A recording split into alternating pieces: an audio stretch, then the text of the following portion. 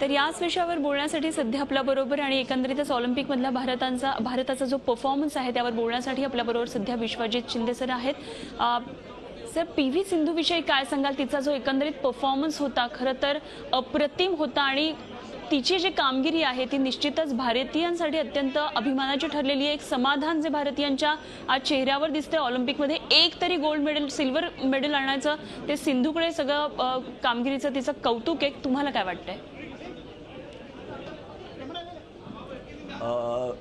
हेच उदाहरण आहे की पुढे आपण काय केलं पाहिजे हे सिंधूने करून दाखवलंय। आणि स्पेशली सिंधूपेक्षा गोपीचंद हा स्वतः ऑलिम्पियन आहे। त्यांना ऑलिम्पिक्समध्ये काय स्पर्धा असते, कशा पद्धतीने तयारी केली पाहिजे याचा पुरेपूर अनुभव होता आणि त्या अनुभवाच्या जोरावर त्यांनी स्वतःच्या अकॅडमी स्वतःच्या पद्धतीने कोणाचंही दडपण नसताना स्वतःच्या पद्धतीने आपल्या खेळाडूंना तयार केलं आणि त्याचं गेल्या वेळेला आपल्याला सायना नेहवालला मेडल मिळवून दाखवलं आणि ते कास्य होतं आणि आज त्याच्यापेक्षा चांगली तयारी त्यांनी केली आणि आज आपल्याला पी.व्ही. सिंधूचं रौप्य पदक मिळालं। आणि यासाठी त्यांनी ज्या पद्धतीने तिला फिजिकली ट्रेन केलं, त्यांनी तिला मेंटली ट्रेन केलं, त्याचं सर्वोत्तम कामगिरी आपल्याला कॉम्पिटिशनमध्ये बघायला मिळाली। तू जेव्हा फायनल्स बघत होतीस तेव्हा कॅरोलिना जी स्पेनची खेळाडू होती ती अप्रतिम सुरुवात केली तिने। अशा पद्धतीने तिने सुरुवात केली की पी.व्ही. सिंधू काहीच दिसत नव्हती।